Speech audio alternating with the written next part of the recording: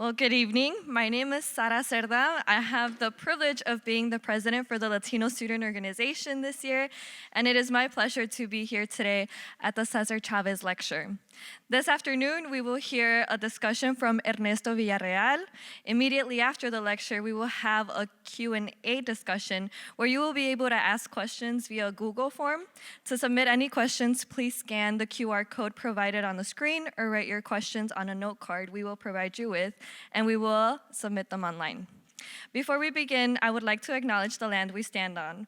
Together, we acknowledge that we gather as Hope College on the traditional land of the Peoria, Potawatomi, Ottawa, and Ojibwa, peoples past and present. We honor with gratitude the land itself and the people who have stewarded it throughout the generations.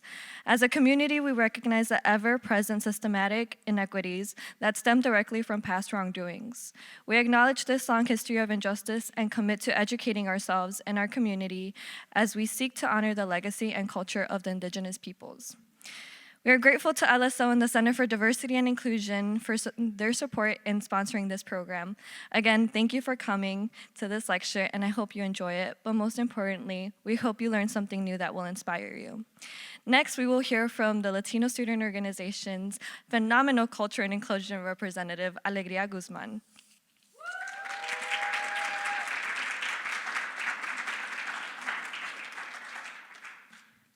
Hi, everyone. I'm going to read a monologue from A Dream Act by James Garcia. My father came to the U.S. He entered not by the island where the ladies stand tall, but by the dark, cold borders, divided by rivers, fences, and mountains, filled with rats, snakes, and coyotes, and border patrol officers waiting for you to fall. It wasn't until the fourth attempt that he managed to find work and not get caught. The money he earned, he sent back to the little pueblo where we remained. On an unexpected night, my mother came to my bedside and said, "We're going." "Going where?" I curiously asked. "To join your father en la ciudad de Los Angeles." Angels! We left at night, trying to stay out of sight. We took a bus, then a train, then a bus again. The journey took 3 days and a lot of hours of dreaming of my father and the clouds, the angels, the music, and the golden gates. I kept staring at the wheels of the bus, waiting for them to lift us up to the sky. I truly believed we were going to heaven. We had reached Los Angeles, but we were still on earth. This isn't heaven, but it is my home. Thank you.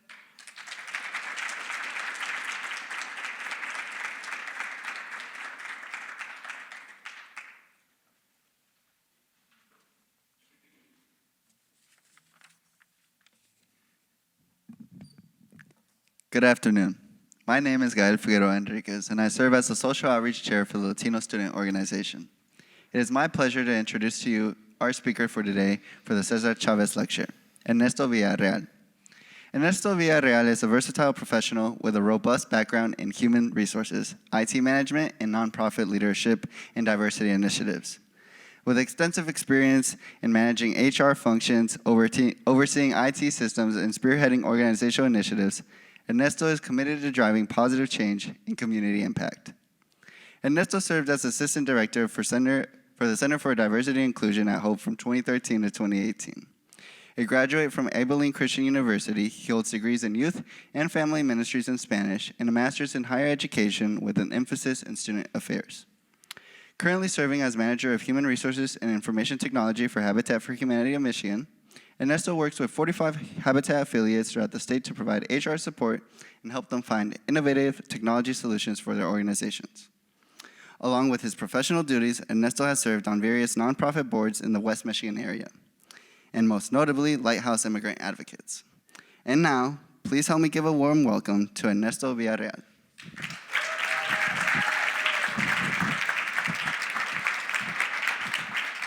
Well done. I don't know who they're talking about, some random guy, I guess. Want to switch over? All right. Afternoon, everyone. Good to see you. It's good to be back. As Gael said, my name is Ernesto Villarreal. I'm the former assistant director for the Center for Diversity and Inclusion here at Hope College. I served in this role from 8:07 a.m. on June 3rd, 2013, until 5 p.m. on February 23rd, 2018. And if you hear a little giggle in the back, that's because Margot knows where I'm going with this. I know at the time because Margot got here at exactly 8 o'clock in the morning, and I got here at 8:07, a fact that she will never cease to remind me about. But it is one of many memories that has created a bond between the members of that team that will exist for a lifetime. After my time at Hope College, I became part of the Habitat for Humanity network. First with a local affiliate here at Lakeshore Habitat for Humanity, and now serving as manager of HR and IT for Habitat for Humanity of Michigan, where I get the privilege to work with affiliates across the state and doing phenomenal work in the affordable housing space. Every job since I was 18, even as a student worker, has been centered around empowering marginalized or vulnerable populations. I've had the privilege to have a career where I'm able to work towards lasting change. It's not lost on me that it's a blessing to be able to dedicate my time and focus to change in a way that reformers, advocates, and protesters have to strive to fit into their evenings after work and their rare weekends off. But our work comes from the same well, a deep-seated passion, a calling that drives me to fight for the kind of society that I want to belong to. I've held several roles that have positioned me as a lone voice of change that was crushed by the system in which I existed in. Read here, I was in jobs where I got my butt handed to me. But I've also been part of resilient, innovative teams where we have taken bold action and been able to make significant strides towards challenging oppressive systems. If you hear nothing else from me today, hear this. Transformation is grueling. There are at least as many defeats as there are victories. There have been many times where the best I could do is rely on the wisdom of the past and the strength of my communities to persist in this work. And even if a day comes where I no longer do this work from 9 to 5, okay, now let's be honest, 9 to 9, I will still be applying those lessons to fight to make dreams of a kinder, more equitable society. But which of these lessons am I going to be passing along today? I could talk for days about what effective self-care actually looks like, to maintain stamina, to continue fighting the good fight. I could talk about how to think global but act local. I could talk about the challenges and rewards of building truly inclusive and intersectional movements. I could do all of that. But for today, let's talk about one of the more fundamental practices that one needs to create communities that can achieve change on really any scale. And that's the idea of revolutionary imagination. How many of you have heard that phrase? Revolutionary imagination. Show of hands? A few? A couple? Here, there? All right, cool. New territory. Awesome. So what is revolutionary imagination? Let's break it down to two words. Imagination and revolution, right? So imagination comes from the Latin root of image. Imagination really means to picture oneself. In a broader sense, it's the act or power of forming a mental image of something not present. Catch that? Yeah? Students, take notes. There will be a test after this. For this conversation, let's focus on the importance of being able to form a mental image. In a reality that's not currently present, right? In contrast, I'm going to throw another Latin term at you, status quo. It means an existing state. It's a way to describe a current state of a system, an environment, or even a relationship.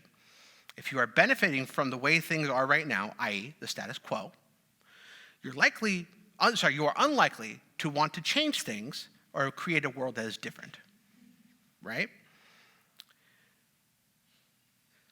So if in antithesis of that, revolution is a challenge to that status quo, working towards real lasting change. Determining what is revolutionary can be tricky, but it feels like every new iteration of a smartphone is heralded as revolutionary. You may have heard of revolutions as boogeyman stories where a charismatic leader is corrupted by power and thousands or millions of people pay the price for fighting for a better future. And of course, there's always a famous American Revolution. For today, let's focus on the broader sense, a radical change or transformation of the established order. You guys still following? Yes? Great. Now, I know the term radical can be somewhat of an off-putting word, right? But if, again, hitting you with the Latin, it really means of relating to the root, okay?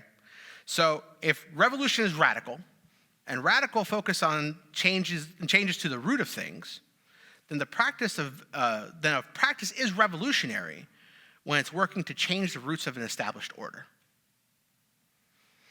Combining all this together brings us to imaginary revolution, the ongoing practices of you and your community to build and nurture your ability to picture a world not as it is, but as it can be if current systems are uprooted and transformed. So when getting ready for today, I came across this phrase. It's kind of stuck with me, right? It's this idea of polishing our chains. It's describing a way in which we have to put so much time and energy into managing a crisis that we see today that we don't end up having time or energy to work towards creating a world that we want to be in, that one that is fundamentally more just and equitable.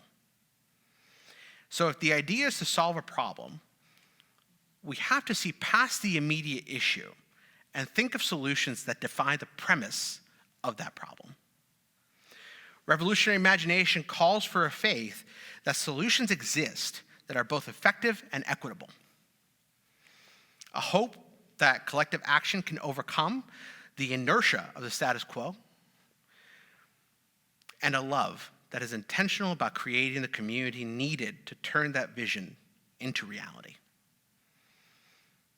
Revolutionary imagination calls us to explore the possibility of what if blank issue didn't exist. In other words, it starts with questioning the assumptions of the world around us. If you're interested in utilizing revolutionary imagination, there are a couple ground rules that we need to make sure we all understand. We have to accept that change takes time. Most often, considerably more time than what we think. We have to be prepared to embrace the suck. That to bring about change, we have to consistently be ready and willing to do the things that are difficult, to do the things that we don't want to do. I'm a basketball fan, right? Long-time Spurs fan. We're not doing great this year, but we're going to get better. But I'm also a fan of Steph Curry, right? The little guy who made it possible for guys under 6 feet tall to actually have a shot.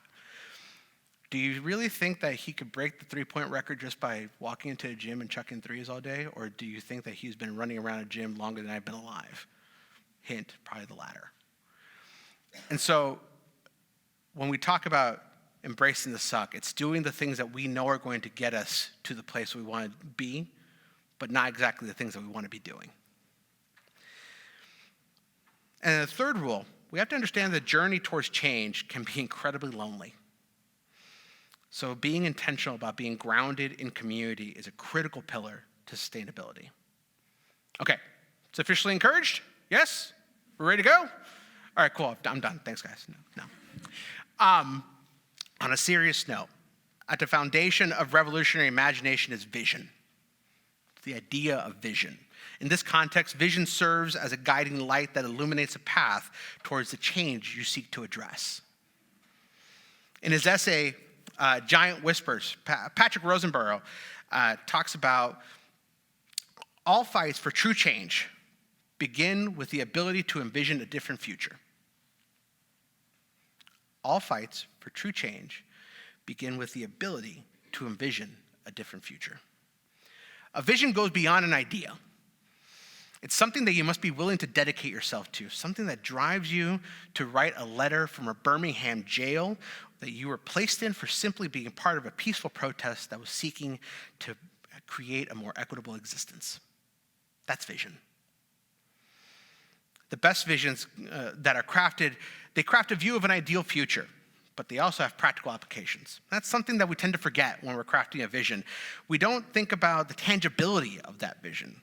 Like an incomplete hypothesis, we tend to leave out practical components. So when you're thinking of creating a vision, ask yourself, how will the vision that I'm developing practically address the issues I'm seeking to change in the world? How can I track the success of this vision?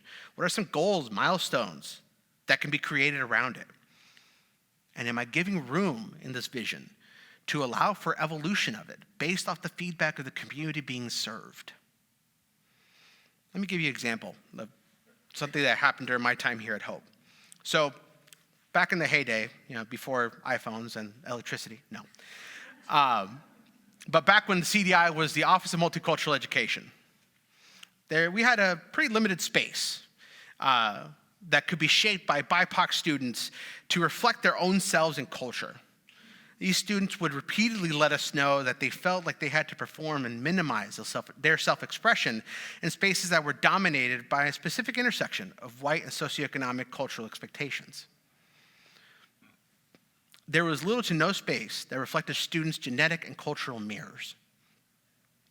An issue strongly felt in the number of students of color who chose not to return to Hope after their second year.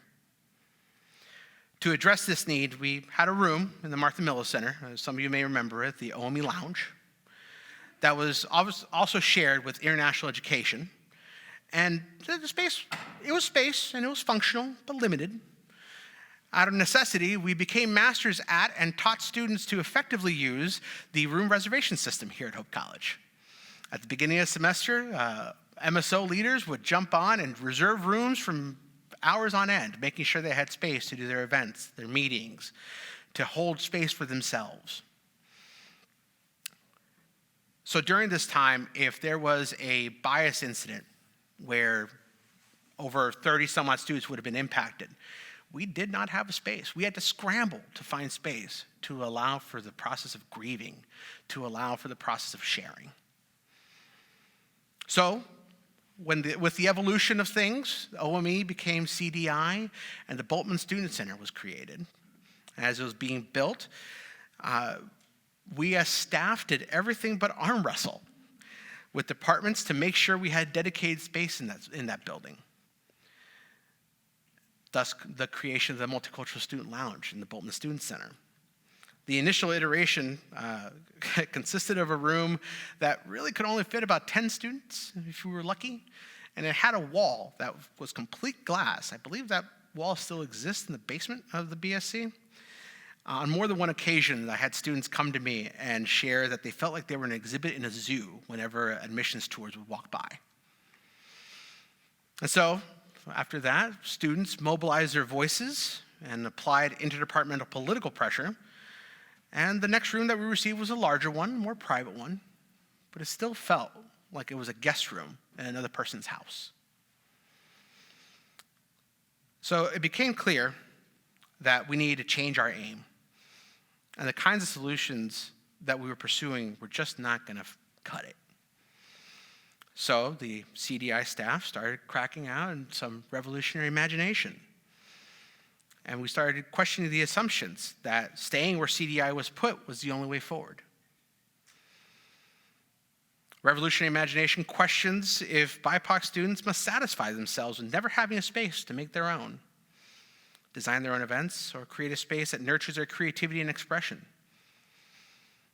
And so, based off that feedback from students, they began to form a vision of a space that created a stronger sense of belonging for these students. Thus, the stepping into the Keppel House. So, let me take a step back.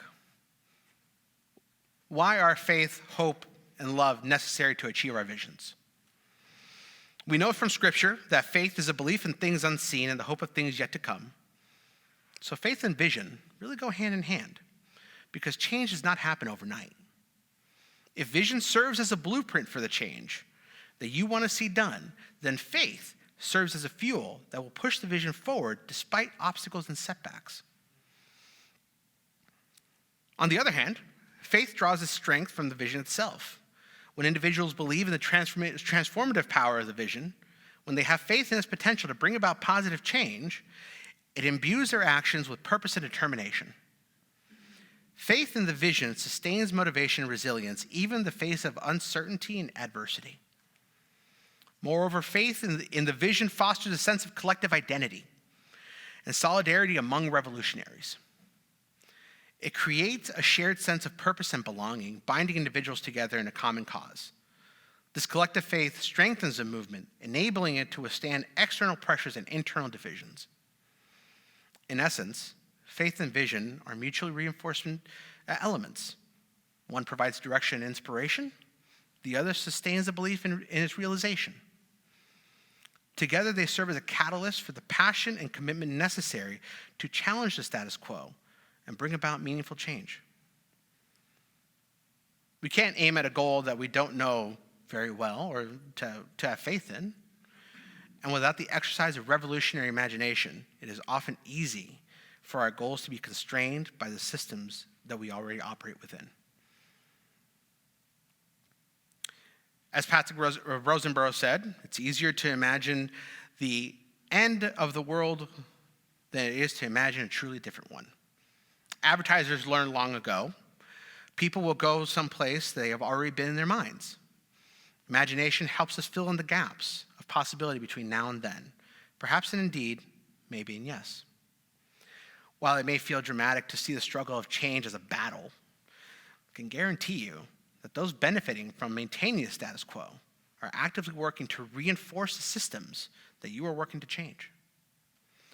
In the midst of all this, the strongest weapon that they can employ is their claim on your mental model of the future. In other words, the grand bluff of the status quo is its own inevitability and resistance to change. Your faith that change is possible is your own greatest counter. Because we know how difficult this journey can be, having faith in your and your community's vision is critically important. So if a part of a vision is a faith in said vision, and the definition of faith is belief in things unseen and a hope of things yet to come, then we really do have to discuss this thing we call hope. The idea of hope is that as a connective tissue that binds vision and faith together in the context of revolution, infusing the movement with optimism, resilience, and a sense of possibility. David Solnit wrote, "The effort to make a new world is a patchwork quilt of hope sewn together with countless hands, actions, songs, emails, and dreams into a whole that is much greater than the sum of its pieces." Faith is based on your belief system of today. For example, you know that the status quo is not inevitable and that change is possible. You believe this. You have faith, even though it really isn't, the reality is not in front of you. But hope is not about can. It's about will. As a noun, hope is an expectation and a confidence in the future. As a verb, it's about striving. Faith knows that things can change. Hope is the expectation and striving towards a future where they will change. Hope is a belief that the vision can become a reality, even in the face of daunting challenges and entrenched opposition. It is what keeps individuals and communities moving forward, even when progress seems slow or uncertain. Hope fuels preservation and determination, inspiring people to continue working towards the realization of the vision, even when the odds are stacked against them. Moreover, hope is contagious. It's when individuals see others maintaining hope in the face of adversity, it inspires them to do the same.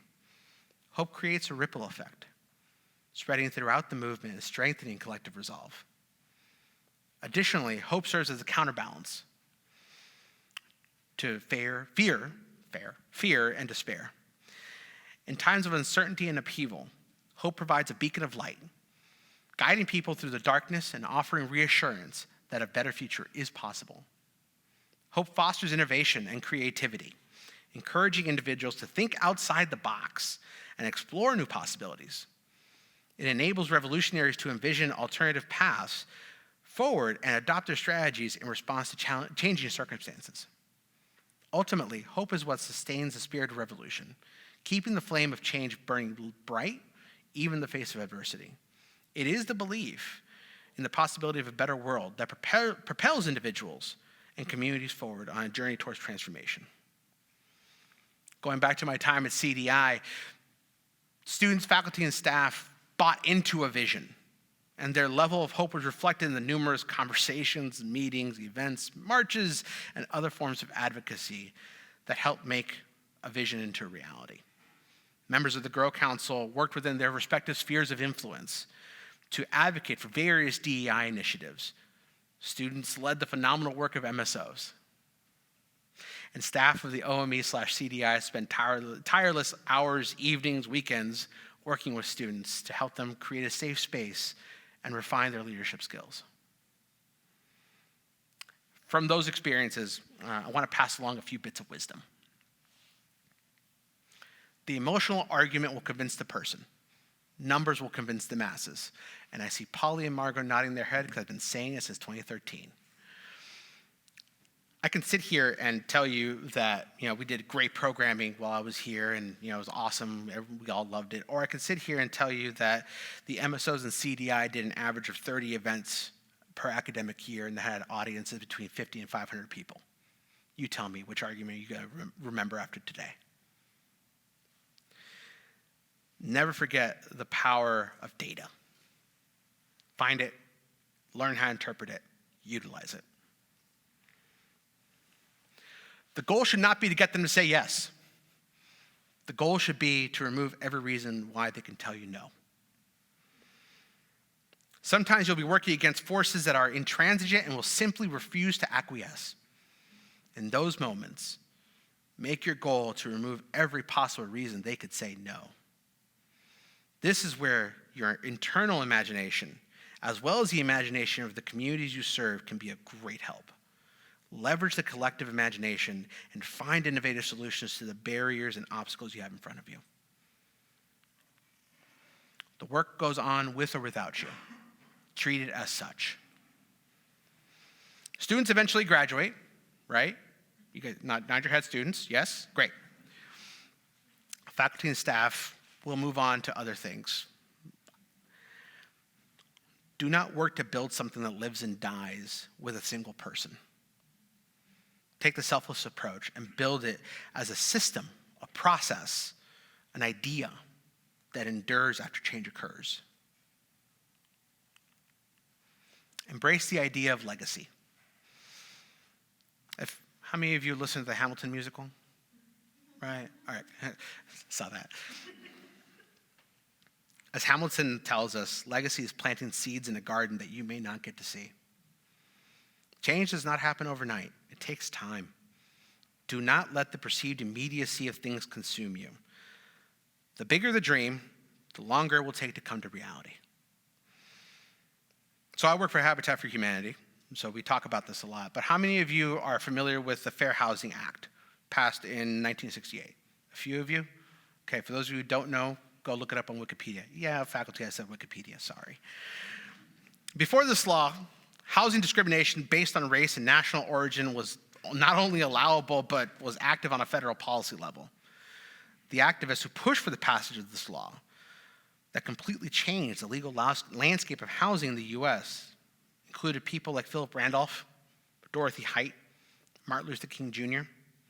They all had faith that legal discrimination was not only the inevitable reality for future generations, they had hope the landmark legislation could get written, passed, and actually make a difference. But all that work was grounded in love for real people and real communities.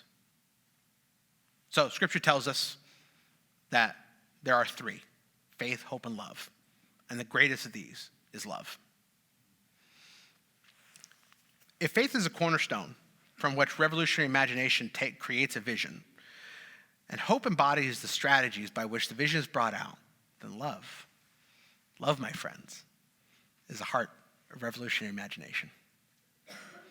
Love infuses the pursuit of social change with meaning, purpose, and a profound sense of humanity. To quote the 90s Christian hip-hop group DC Talk, love is a verb. Now, for the very few of us who admit to owning that record, know that I see you and I appreciate your taste of music. Love is not only the biological reaction of releasing, I'm going to try to get this right, phenylethylamine, and for those biology, chemistry people in the room, if I got that wrong, see me afterwards, into our bloodstream.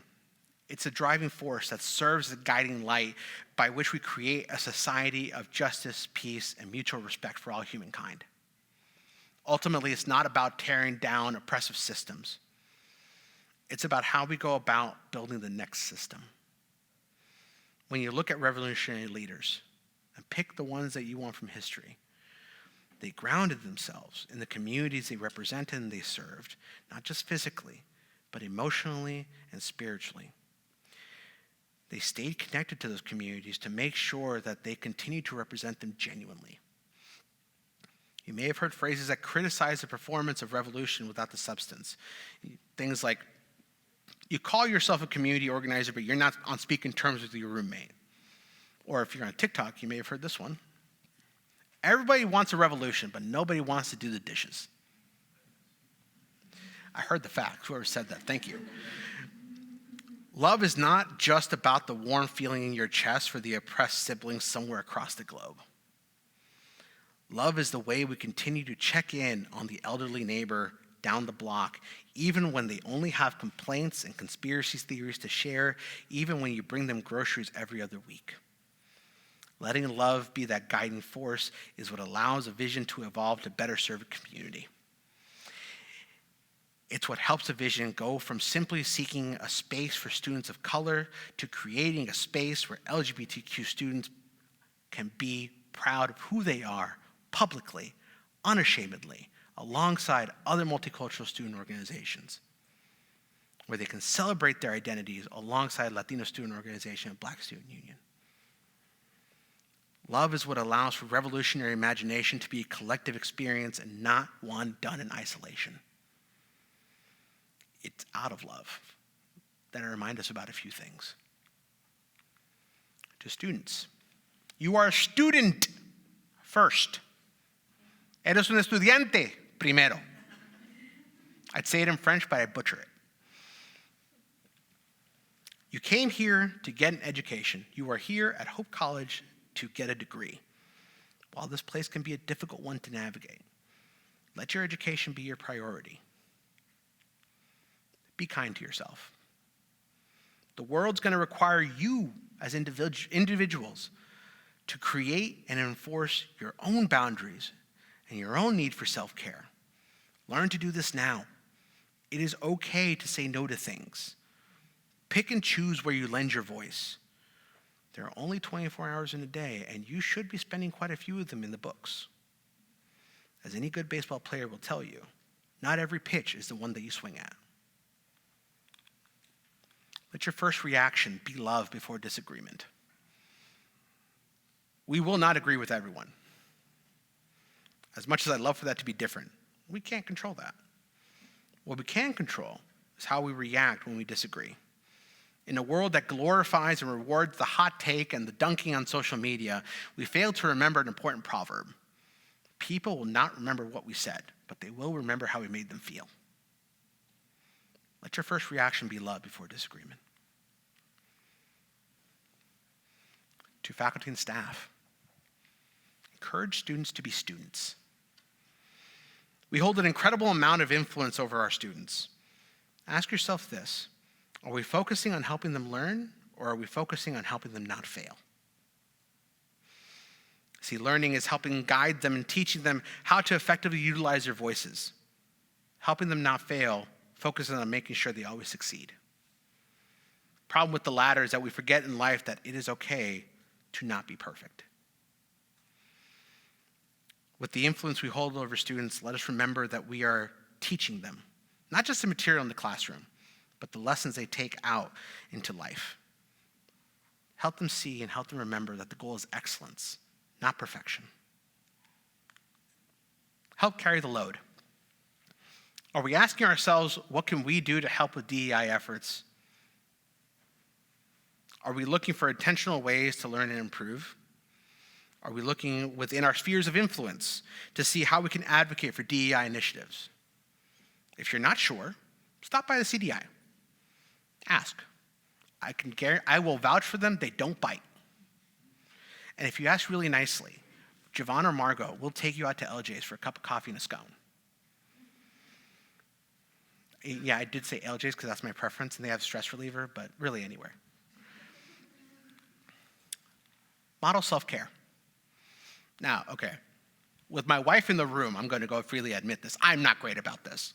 I'm just not, and she'll tell you that.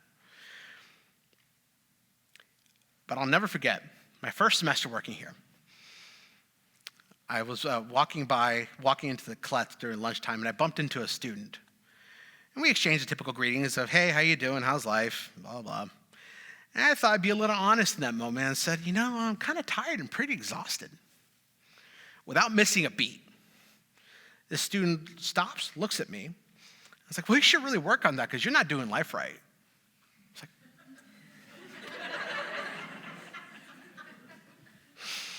at the moment, I sat there and thought, silly freshman, go learn how to be an adult. Later on that day, the gravity of the statement hit me. If I'm not doing what I need to be sustainable for my students, how on earth am I supposed to expect them to implement any kind of self-care? Now, in the words of Steve Harvey, don't judge me, God's not done with me yet. I'm still working on this one. But I do want to encourage us to remember that living a life of revolutionary imagination is an exhausting one. And we need to keep our own sustainability in mind. And then finally, to administration. Are you listening to students to be their advocate, or are you listening for the emotional story? It's easy to get lost in wanting to be a listening ear. We forget that in every story of a bias incident, a difficult upbringing, points of trauma, is a student who is begging you to help make their existence just a little easier, or to help them find a way to navigate this place we call hope. Be their advocate. Look past the story of pain and seek to address the systemic issues that are obstacles to their ability to feel like they belong. Remember that the Christ we serve, who said, whatever you do for one of the least of these, is also the same shepherd who is willing to leave the flock to help the one.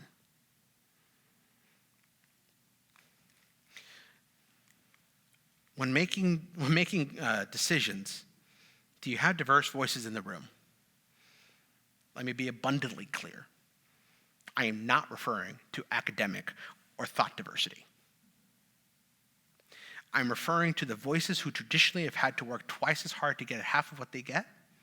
I'm referring to the people who have historically have a higher rate of attrition from this place we call Hope College. I'm referring to the people who are probably not benefiting from the status quo.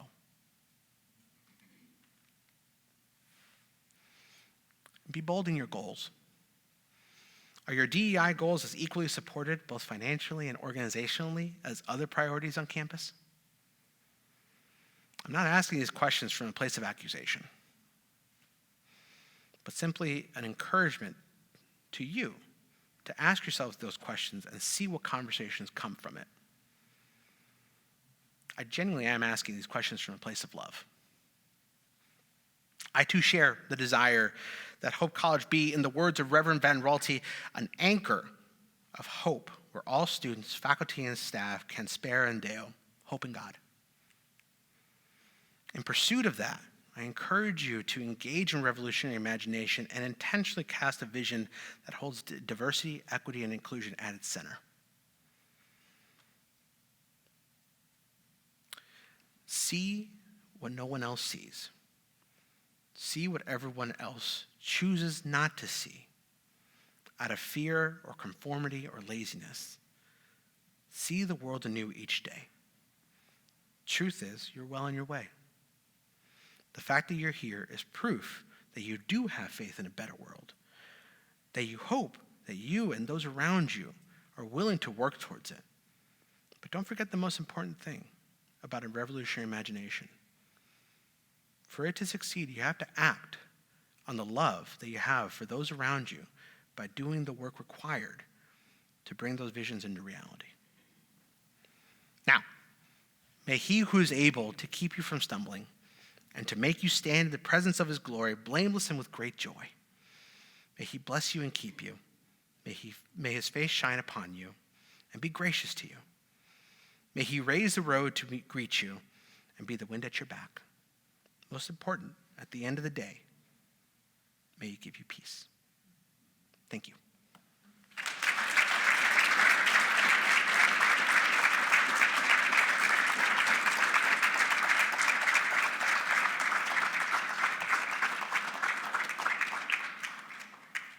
Sure.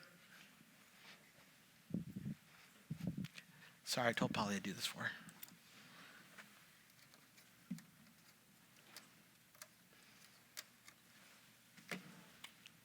Yeah.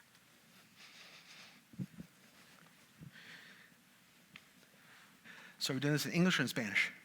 Spanish. You sure? I'm down.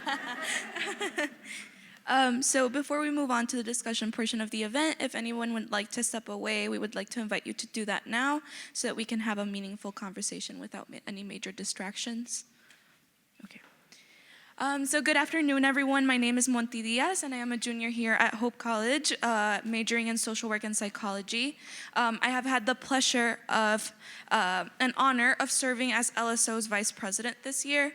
I want to thank you all so much for coming to listen to Ernesto Villarreal speak this afternoon. We are also honored to add this amazing opportunity to hear from such an incredible and knowledgeable person. So thank you so much for being here. Yeah.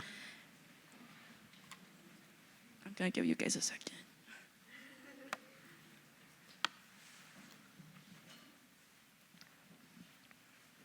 Okay, we will now move forward to the Q&A portion. If you have any questions, please scan the QR code that is located on the screen to submit your questions. We also have note cards if you prefer to write them down, and we will submit them for you.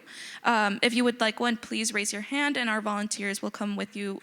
Will come to you with a pen and a note card. Polly right there in the back has some note cards, so that if you want any. And for my sake, don't make them easy questions. Come on now. Okay, so our first question for you is, what is the most impactful work you were a part of during your time at Hope? Graduation. Period, full stop. When you do this work, you walk alongside of students, and when they first arrive, and a lot of times freshmen are figuring themselves out, and you get to be a witness to see their growth and their evolution. And so for me, seeing those students walk across the stage was always a highlight for me. So yeah, I'd say graduation. Amazing, thank you. What is your most memorable experience of your professional career? Career? Mm-hmm. Oh my. Oh. So there's two. One happened here at Hope College. I got the opportunity to work on the Hispanic Youth Leadership Conference done by La UP. Was chair for that committee for 2 years, and so there's really no way to describe when you walk into the gymnasium and you see about 800 high school students from all over West Michigan there for an event that you helped put together. So that's one. The other actually just happened this past year. So working with Habitat for Humanity of Michigan, we went after a state appropriation, and we were awarded by the state of Michigan $10 million for doing affordable housing work across the state. So I'd say those are probably the two biggest accomplishments for me. Amazing, thank you so much. Next question is, what were some of the challenges that you faced as a staff member of color in a position of such prestige, and how did you overcome those challenges? I think for me, the challenge was, as you all can see, I'm a 6 foot, 300-pound Mexican, so I kind of stand out in a crowd. And living in a community in Holland, I never really felt like I could blend in, because I was one of a very few Latinx individuals working here. And so, the idea of, hopping in the car in a cut-sleeve t-shirt and shorts and going over to Meijer to pick up groceries, it never really crossed my mind. And so it was feeling like I could never turn it off, right? And that was probably the most difficult part. How did I navigate that? Finding community, finding friends who really have become family. Finding a strong faith support system here where I can kind of let it down for a short period of time. I think that was probably the best thing I could have done for myself. That, and the team at CDI at the time was really intentional about creating a bond within the three of us. We get along. We got along remarkably well. But don't get it twisted. Whenever it came time to plan or make decisions, it was very passionate, it was spirited, because we wanted to do what was best. But ultimately, that, like I said in my speech, that bond is one that's going to last a lifetime. Yeah. So I have a question. How have you seen change being modeled by your peers, while you were here at Hope? I think for me, seeing the activation of the Grow Council really helped, because I got to work with people that I wouldn't have typically had much interaction with, and we met so often as a Grow Council, you had to be part of it. You had to want to be there, because we had some good conversations where we kind of learned of each other and processed things that were going on in society, as well as things that we were learning for ourselves.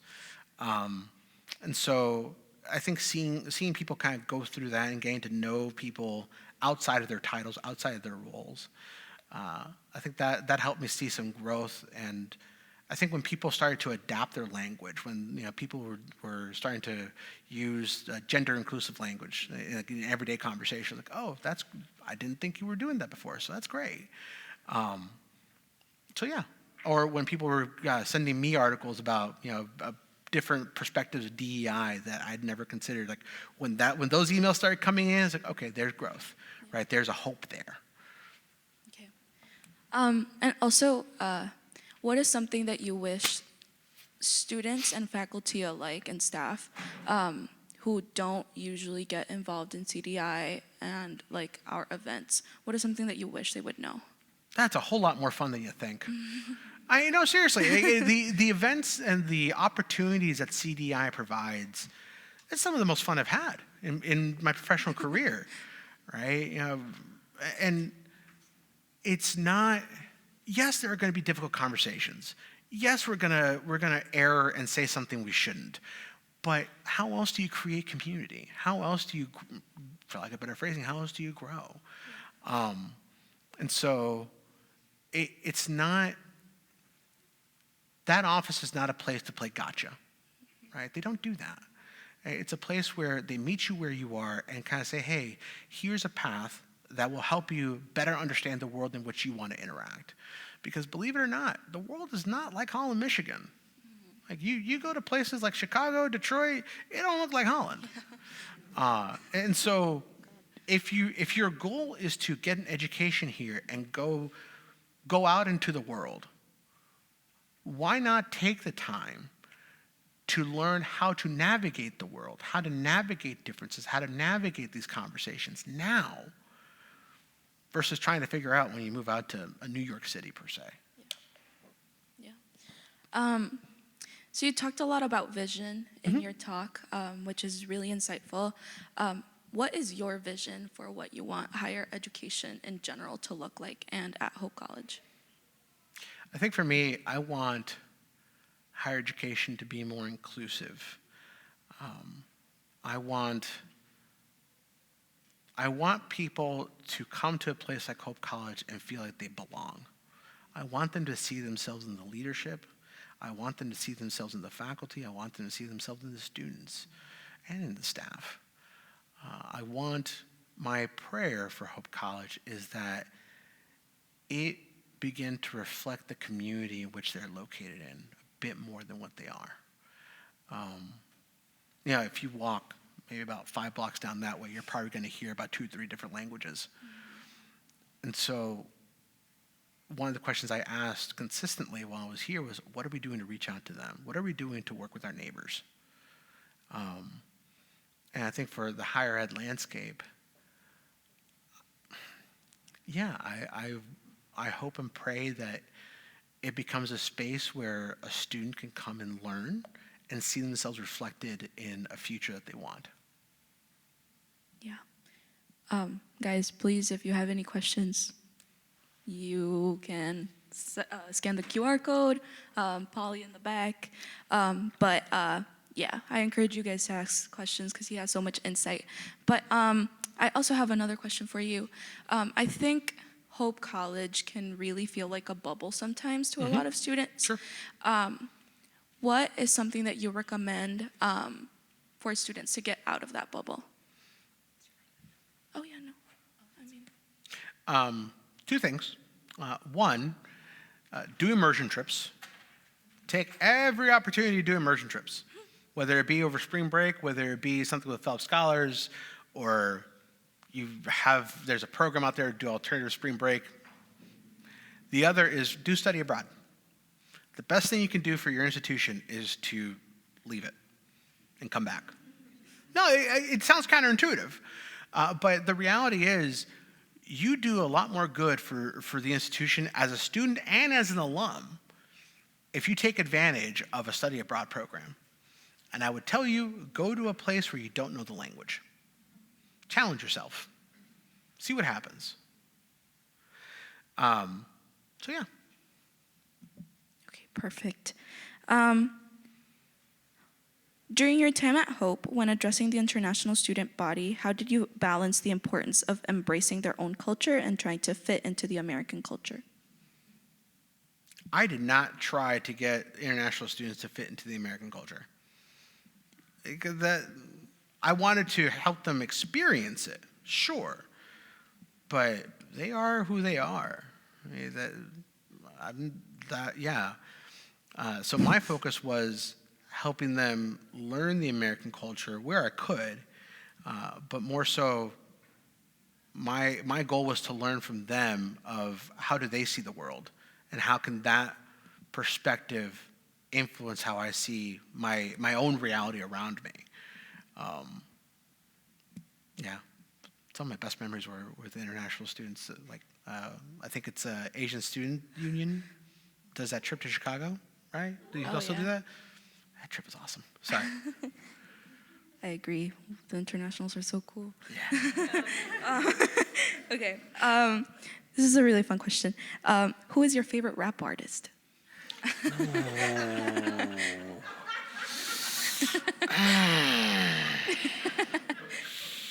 Can I give you top 5? Yeah, you can do Okay, go. Cool.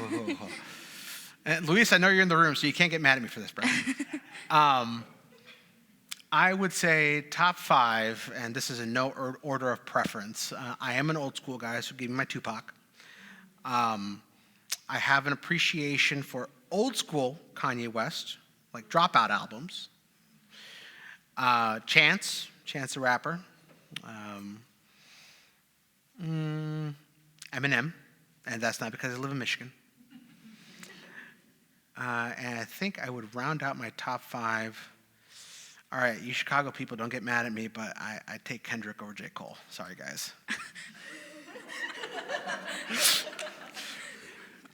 So yeah, that will round up my top 5. Good answer. Okay.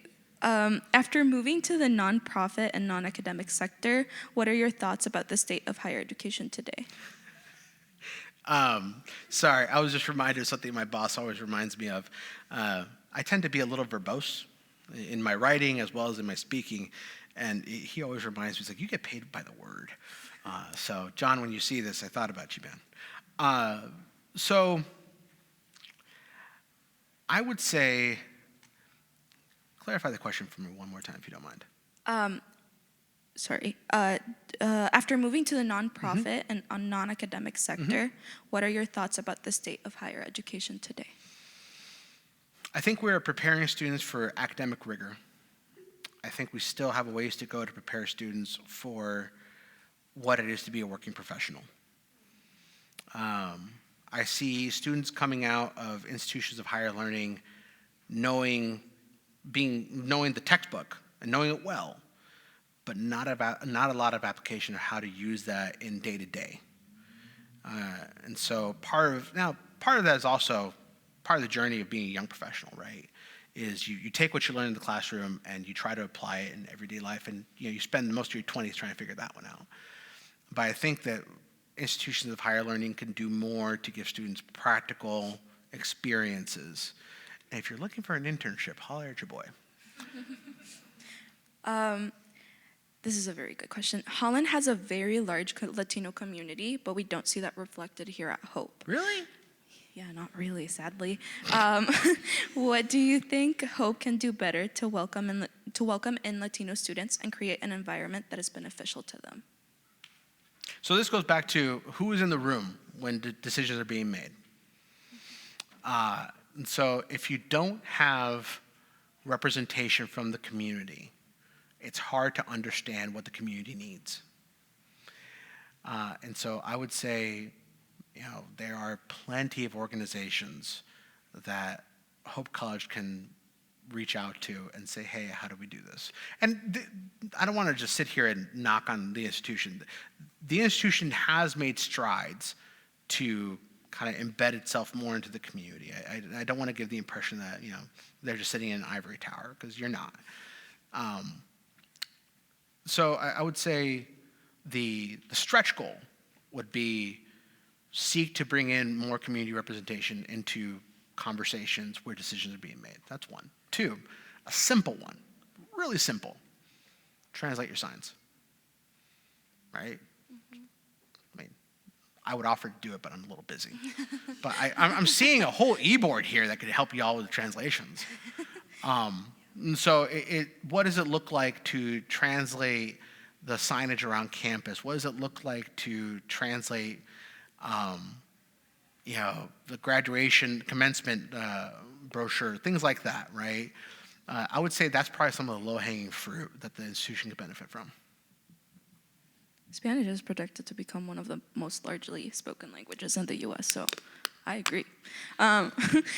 When you started at Hope College, you worked for the Office of Multicultural Education, and then the department changed its name to the Center for Diversity and Inclusion. Mm-hmm. Looking in and looking back, are we living into the idea behind the name change?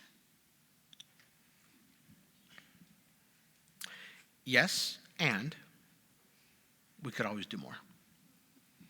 I think if the vision for the CDI during my time was to have a space, I think we're living into that vision. But I think now, and obviously Javon and Margaret can speak to this way better than I can, and Sonia, sorry. I think the vision now is evolving to be, what does being inclusive actually look like? What voices do we need to bring in? And so that's why I say, yes, it's living into it, but there's always more that can be done. Okay, when you left Hope College in 2018, the Couple House was a revolutionary imagination that was achieved in 2020. Amen. With the Couple House, has CDI achieved this access to space, or is there a more revolutionary image that you can see? Okay, whoever asked that question, you get a gold star.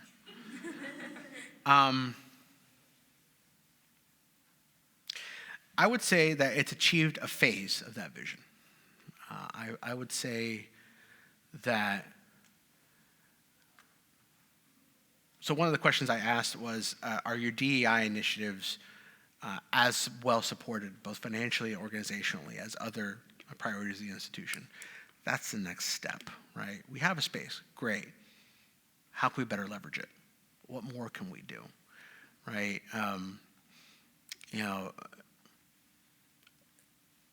If you gave Javon and Margot $1 million, just watch them work, right? Let them cook. And so that there would be the next goal is, what are the funding allocations being given towards DEI initiatives, DEI projects? Because I know them pretty well. I don't think they'd spend it on building a new building. I think they would spend it on programming and opportunities for students. So that would be the next phase of things, in my opinion. What was it like finding what you are passionate about?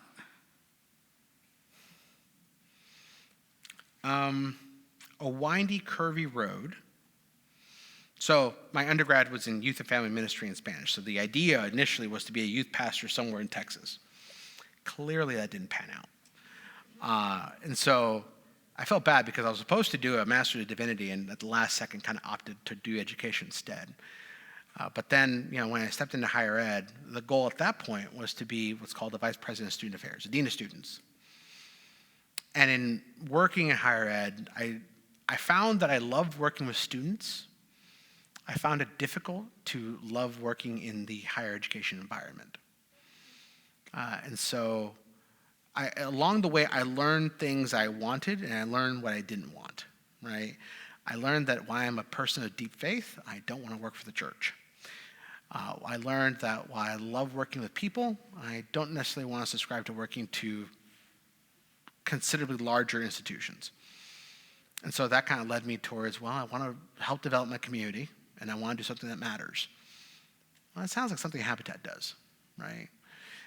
And it also happens to be a faith-based organization. Not to say that you need to be a Christian to take advantage of its services, but it's still at the core of who we are. And so it's all about learning the good and learning from the bad of your professional career to figure out where you want to go. And to be honest, I'm not sure I'm where I'm going to be for the remainder of my career. I'm not.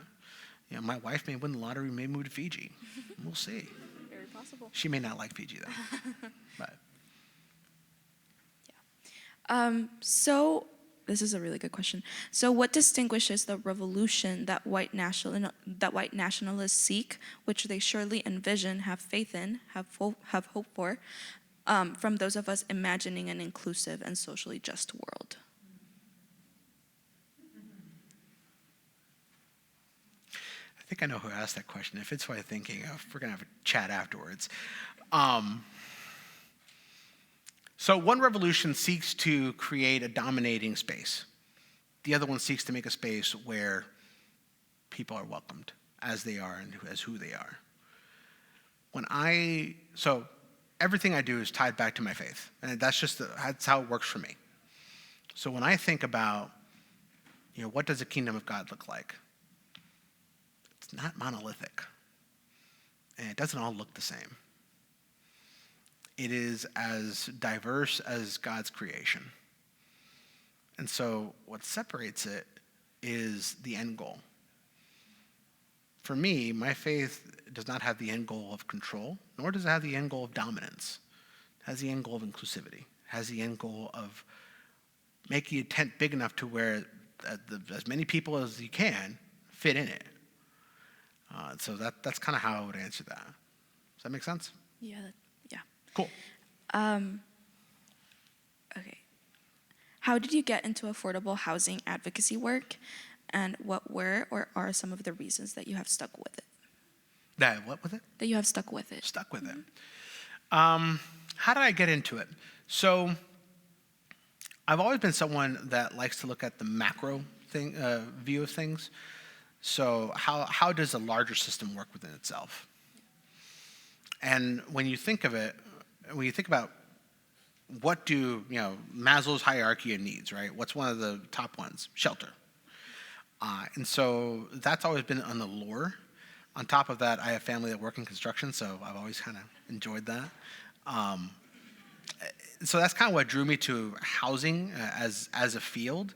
What drew me to Habitat is they are an organization that seeks to put God's love into action by helping bring and build communities of hope. And I think I got that motto right. I might have butchered it a little bit, but it's a place where you can bring your ideas and they're liable to become reality really quickly.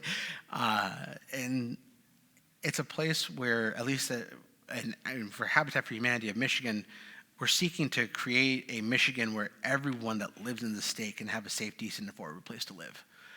Which, if you've studied anything about economics, that's a little bit tough right now. So tackling a big problem, I get to work with individual homeowners and organizations, right? So I get to not only help an organization learn how to manage its board, but I also get to be there when a Cuban family, a refugee family, gets the keys to their house, right? So when I was working here at Lakeshore Habitat, if you follow the news, you know that they've got some big projects working on the south side of town right now.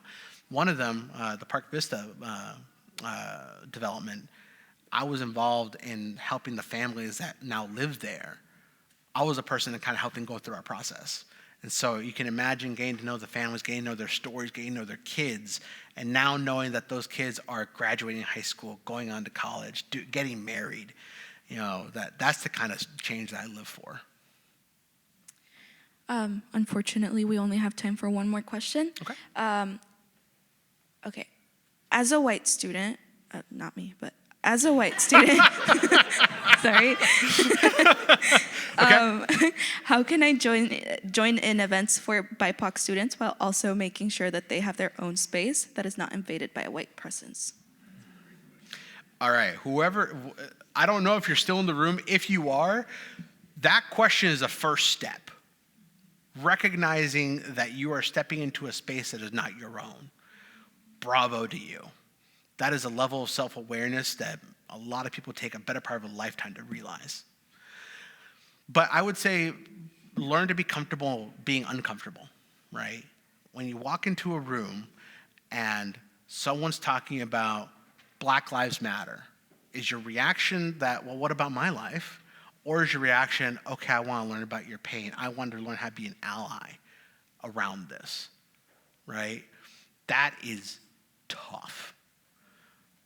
And so the fact that you're asking the question tells me that you are very open to that process. I think the other thing to remember is there are a number of white allies. And so if you're going to be one, find that community, because you're going to be experiencing things that you don't really know how to process. It may not be easy to process within a group that you're not already that you don't already have a point of reference with. And so find those fellow white allies, and I know a few of them are in the room, so if you're looking for them, just give me a holler, I'll throw you at them. But keep pushing through that discomfort. Keep asking that question. Ask the question of what more can I do, right? And yeah, enjoy the ride. It's the best thing I can tell you. Okay, once again, I, as well as LSO as a whole, would like to thank Ernesto Villarreal for coming out and speaking with us today. I hope you're all able to take this talk with you and let it influence the way you go about creating change. We appreciate your commitment to advocacy and bringing about radical change. Now, to end our night off, LSO would like to share some of our upcoming events. Our 11th annual Culture and Mocktails is coming up. This will be taking place on April 12th from 6 to 10 p.m. It's the 11th annual? Yeah. I remember when that event started. Man, I'm old. Everyone here is more than welcome to attend, and if you'd like to, just please scan that QR code so you can fill out our RSVP form. We also have our upcoming nominations coming up. We have a lot of wonderful members of the Latino community here at Hope running for positions. So please come and support them. They're going to give their speeches next Wednesday at the Couple House from 5 to 7 p.m. Can I talk on that for just real quick? Yeah, no, I got it. Yeah, it's right here. It's right here. So 2 things. Number 1, as an HR person, those things look really good in the resume. Hint, hint, wink, wink. Number 2, I'm going to lean back on my ministerial days. What is it? God doesn't call the qualified, he qualifies the call, right? So if you're thinking, well, I would love to do this, but I have no experience, don't worry about it. Just jump in. 2 feet in. I guarantee you will be okay. If you don't believe me, ask Polly. She's got stories. Fake it till you make it. I wouldn't say that. Well, yeah, okay, sure. Okay, we would also like to invite you to our next diversity lecture, which is the Asian Heritage Lecture on Tuesday, April 9 at 4 p.m. in the Maas auditorium, so right here. Our keynote speaker is David Lee, who is the advancement director at Lighthouse Immigrant Advocates and a Hope College graduate of 2005. If y'all think I was good, he's better. The details should be in the image above. We also have free t-shirts on the table to your right to celebrate the 40th anniversary of the Center for Diversity and Inclusion. Thank you to all of those who are involved in this event, the Latino Student Organization, the Center for the Culture and Inclusive Excellence Division, the Grow Advisory Council, and the Center for Diversity and Inclusion. Thank you for spending your time here with us tonight, and now we will head to the raffle.